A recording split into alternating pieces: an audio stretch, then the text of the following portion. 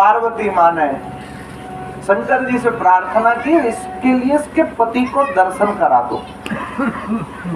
तो उसका पति मतलब पिशाच योनि में पड़ा, तो पिशाच चल नहीं सकता।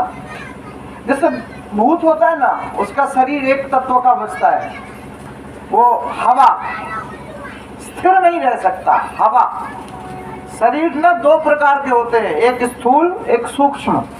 तो ये जो सूक्ष्म शरीर है, अगर किसी की अकाल मृत्यु घटित हो जाए तो ये शरीर तो खत्म हो जाएगा, लेकिन उसका हवा वाला शरीर बचेगा।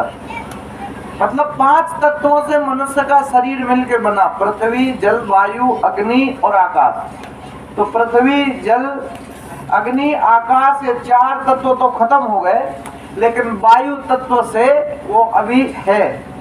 तो ये शरीर तो गया, लेकिन वायु का उसका शरीर जो है वो सूक्ष्म शरीर है, वो उससे प्रेत योनि में भटकता, इधर उधर भटकता।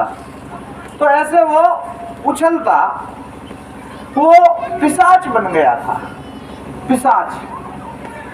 तो उसने देखा ये तो बड़ा दुख पा रहा है मेरा पति, तो उसने शंकर भगवान से कहा इसके ऊपर भी थोड़ी कृपा करो, जो हमारे पति देवता भी इस शिवलोक में आ जाएं। बोले शिवलोक में हर व्यक्ति आ नहीं सकता, उसके लिए तो एक ही उपाय है। क्या? बोले अगर तुम्हारे पति को शिव महापुराण सुनने को मिल जाए तो तुम्हारा पति भी शंकर के लोक को आ जाए। तो शंकर जी के चरण पकड़े, महाराज आप ही कुछ ऐसी व्यवस्था करो जो ये शिव पुराण सुन लें। तो शंकर जी ने गंधर्वों में श्रेष्ठ तुम्बरु को बुलाया, जो भगवान शंकर जी के भक्त हैं। गंधर्व वो गधा का उसको मुंह लगा और हाथ में वीणा, तो वो वीणा से गाते, महादेव का स्मरण करते। तो तुम्बरु नाम के गंधर्व आए हैं, तो शंकर जी ने आदेश दिया है कि तुम चले जाओ और इसके पति को शिव महापुराण की कथा सुनाओ। तो जब वो विंध्याचल पर्वत पे पहुंचे, उधर ही उसका पति भटके। वो महाराज कथा शुरू होने को, लेकिन वो दूर भागे। जब पाप बढ़ते हैं तो सत्संग कीर्तन जब तब पूजा पाठ मंदिर वगैरह अच्छा नहीं लगता, क्या आदमी दूर भागता है। तो क्या करें, ये तो कथा नहीं सुनता, फिर कैसे सुनाए? जैसे नहीं सुनता तो बोले नहीं उसको पकड़ो। जैसे छोटा बच्चा वो दवाई नहीं खाए और दौड़ लगाए, अभी डॉक्टर कहे दवाई तो खिलाना है, तो उसकी माँ क्या करे? उसको पकड़े, उसके दोनों हाथ पकड़े, दोनों पांव पकड़े और जबरदस्ती उसके मुंह में दवा खिला दे। ऐसे उसको पकड़ा, उसके पति को पकड़ के रस्सी से बांधा और वो कथा नहीं सुने जो उसको जबरदस्ती कथा सुना दी। तो उसका भी मन अच्छा हो गया, वो कथा सुनते सुनते उसको अच्छा लगने लग गया और वो तो बड़ा खुश होता महादेव की कथा सुन के। उसको आइडिया पता पड़ा, ये तो भूतों के भी देवता है, ये तो प्रेतों के भी देवता है, ये तो पिशाचों के भी देवता है भगवान शंकर। और वो बड़े आनंद से कथा को सुने और बढ़िया उछल कूद करे। बोले हाँ अब इसको रस्सी से खोल दो। और बढ़िया उसने शंकर जी की कथा को सुना और कहते हैं महादेव की कथा सुन के वो पिशाच मुक्त हो गया। बिंदुक नाम का ब्राह्मण जो पिशाच बना था वह तो मुक्त हो गया और वो शंकर जी के धाम को चला गया। बोले शंकर भगवान की। तो बिंदुक की पत्नी चंचला भी खुश हो गई कि शिव महापुराण सुनने से मेरे पति मेरे पास आ गए। तो शिवलोक में दोनों रहते हैं पति पत्नी और भगवान महादेव की सेवा पूजा आराधना करते हैं। जीवन में पाप बन जाते हैं, उस पाप को समाप्त करने के लिए महादेव की कथा को सुने, तुम्हारा अंत सुधर जाएगा। जिसका अंत सुधर गया उसके ऊपर महादेव की कृपा बरसती। इसलिए शिव महापुराण की ऐसी महिमा है, वो धोखे से भी अगर सुन ली जाए जानबूझ के नहीं। अगर धोखे से भी कान में पड़ जाए तो उससे भी मनुष्य का उद्धार हो जाए। एक महात्मा के विषय में एक बात और बताइए। देखो, कोई भी ग्रंथ होता है तो उसके पहले उसके महात्मा को बताया जाता है। जब तक महात्मा को नहीं जानते हैं तब तक उसमें श्रद्धा भाव विश्वास हमारा नहीं बनता है। भी छोटा बच्चा, उसको ज्ञान नहीं, जो तुलसी का पौधा उसमें लात मारे, उसकी माँ आई और पीछे से एक जमके लगाया, ये इतनी अकल नहीं, ये देव वृक्ष है, प्रणाम करो। अभी वो तो प्रणाम करे और उसको जानकारी हो गई, तो अब तुलसी के विषय में ज्ञान हो गया। अब तो कहीं तुलसी देखे जो प्रणाम करे। जब तक महात्मा को नहीं जानोगे तब तक ज्ञान नहीं होता है। वो छोटा बच्चा वो गाय में पैर मारे, उसकी माँ ने एक पीछे से लगाया, अरे ये गौ माता है, इसके भीतर 33 करोड़ देवी देवताओं का निवास है। अभी बच्चे को समझ आई, उसमें अकल आई, उसने कहा हाँ ये तो है। अब वो जो गौ माता रास्ते में मिले जो प्रणाम करे। ऐसे जब तक महात्मा को नहीं जानते हैं तब तक पता नहीं चलता। इसलिए बच्चों को बताना चाहिए भाई गाय की क्या महिमा है, तुलसी की क्या महिमा है, ये संसार में ब्राह्मण देवता की क्या महिमा है, ये संसार में गुरु की क्या महिमा है, ये संसार में संतों की कैसी महिमा होती। तो ये बच्चों को बताना पड़ता है, ये महात्मा कहलाता है। तो कोई भी ग्रंथ हम सुनते हैं तो उसके पहले उसके महात्मा को बताते हैं कि भाई इसको सुनने से तुम्हारा क्या क्या लाभ होने वाला है। आजकल आदमी को लाभ चाहिए, अभी उससे कहो चलो वृंदावन, हमें क्या फायदा होगा। हर जगह आदमी को लाभ चाहिए। चलो शंकर जी की कथा सुनेंगे, अरे तो मेरे को क्या फायदा होगा। अरे शंकर की कथा है, इसको सुनो, इसको सुनने से तुम जो भी इच्छा करोगे वो इच्छा शंकर भगवान तुम्हारी पूर्ण करेंगे। लेकिन श्रद्धा भाव से उसको सुनो और इधर का उधर नहीं, जो समझाया जा रहा उसको समझो। अभी एक आदमी बीमार, तो डॉक्टर के पास गया, जो डॉक्टर ने उसको 2 दवा दी। एक तो पीने वाली दवा दी और एक दवा दी शरीर में लगाने वाली। तो जो शरीर में लगाने को दवा दी उसने उसको पीना शुरू किया, और जो पीने के लिए दवा दी थी उसने उसको शरीर में लगाना शुरू किया, मलना शुरू किया। अब तुम बताओ उस रोगी का रोग मिटेगा क्या? नहीं मिटने वाला, क्योंकि दवा तो खा रहा है लेकिन विधि बिगड़ गई। इसलिए कथा तो सुनो लेकिन विधि के हिसाब से सुनो, जैसा बताया जा रहा है वैसा सुनो। अब हम अपना दिमाग लगाने लगते, ये ऐसे नहीं ऐसे करो, वैसे नहीं वैसे करो। नहीं, ये तो शंकर की कृपा है, ये किसके ऊपर खुश हो जाए, कुछ कहा नहीं जा सकता। परमात्मा अभी कहना राम था, कहा मरा, तो उतने पे ही भगवान खुश हो गए। वाल्मीकि ऋषि से, जो रत्नाकर डाकू थे, उल्टा नाम जपत जग जाना, वाल्मीकि भय ब्रह्म समाना। यह भाव, जब भाव होता है तो क्रिया महत्वपूर्ण नहीं होती, आप क्या कर रहे हैं वो महत्वपूर्ण नहीं, तुम्हारा भाव क्या है वो महत्वपूर्ण है। इसलिए भाव परमात्मा में लगाओ और ज्ञान संसार में लगाओ। लेकिन ज्ञान हम भगवान में लगाने लग गए।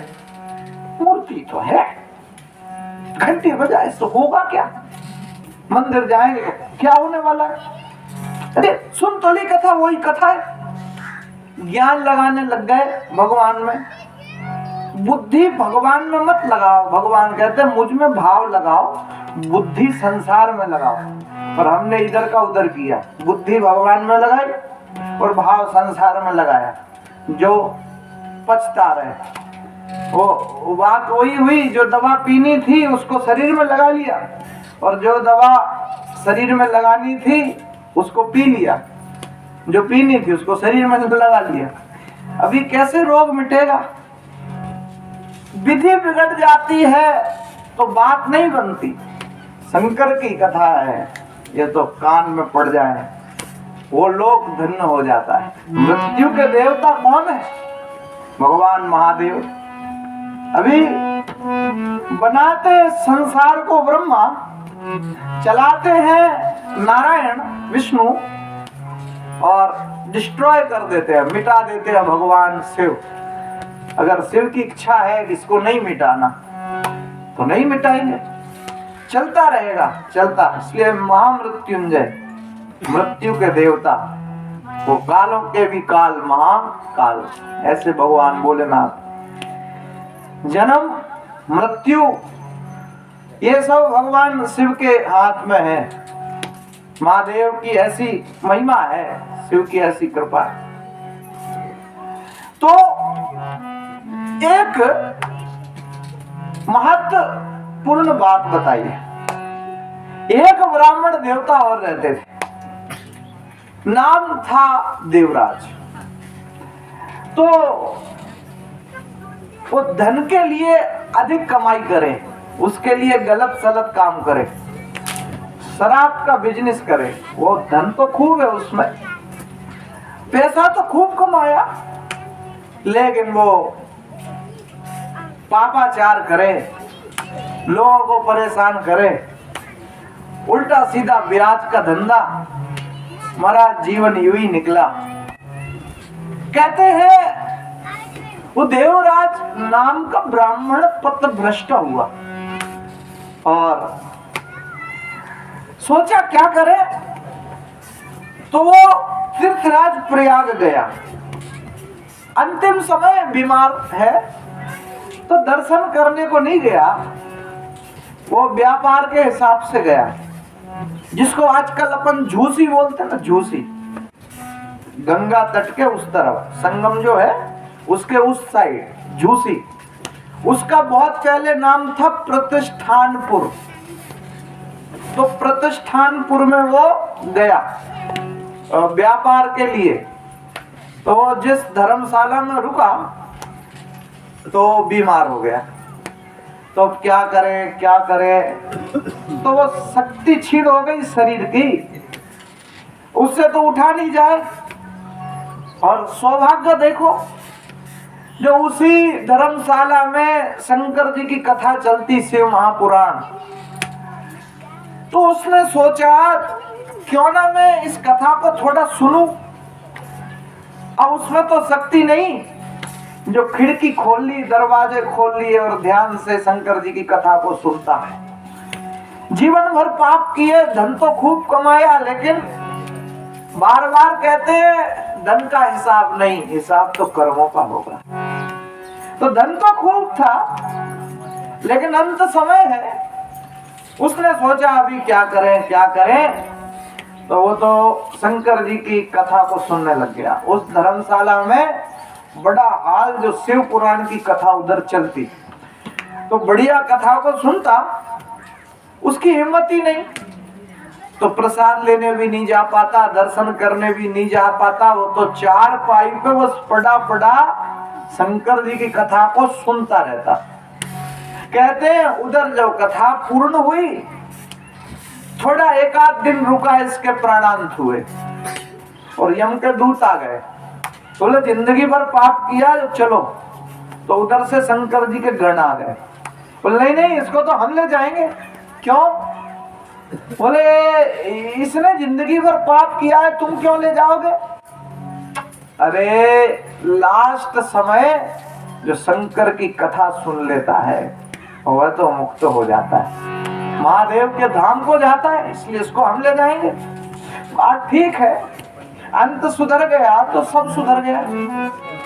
आपको पता 3 प्रकार की परीक्षाएं होती। पहले बच्चे की परीक्षा 3 महीने में होती, फिर बच्चे की परीक्षा होती है 6 महीने में। अभी 3 महीने वाली परीक्षा में फेल हो जाए, 6 महीने वाली परीक्षा में भी फेल हो जाए, लेकिन जो सबसे महत्वपूर्ण परीक्षा है वार्षिक, वो साल में एक बार होती। और अगर बच्चा उसमें पास हो जाए तो वो पास ही माना जाता है। मतलब आप सुन रहे हो, जिंदगी भर आपने क्या किया, आप फेल हो गए, लेकिन अंत समय आपके मुखारबिंद से जो शिव का नाम निकला, परमात्मा का नाम निकला, तो आप फेल होके भी पास हो गए। ये शिव नाम की महिमा है, यह शंकर जी की कथा की महिमा है। अंतिम समय उसने जब शंकर जी की कथा को सुना तो कहते हैं वह तो मुक्त हो गया। बोल शंकर भगवान की। अरे जब के दूतों ने सोचा विवाद करने का नहीं, चुपचाप चलो, ये इतने खतरनाक शंकर जी के गढ़ के पिटाई करते। कल मैंने आपको सुनाया था, राजा श्वेत को लेने के लिए जब जमराज आए तो शंकर जी ने प्रकट होकर के जमराज को त्रिशूल से मार दिया। यमपुरी के राजा, मृत्यु के राजा देवता जमराज, उसको शंकर जी ने मार दिया था। मेरे भक्त को लेके जाता है राजा श्वेत, इसलिए जमराज को भी डर लगता है शंकर जी से। फिर तो जमराज का फिर से जन्म हुआ। जो सूर्य ने प्रार्थना की शिव से, ये नरक की व्यवस्थाओं को कौन संभालेगा, जो इसको फिर से जीवित करो। जो महादेव खुश हुए, जो शंकर जी ने जमराज को फिर से जीवित किया और कहा मेरे भक्तों को छूने का नहीं। जो शिव नाम जपे, जो शिव पुराण की कथा सुने, उसको छूने का नहीं, उसको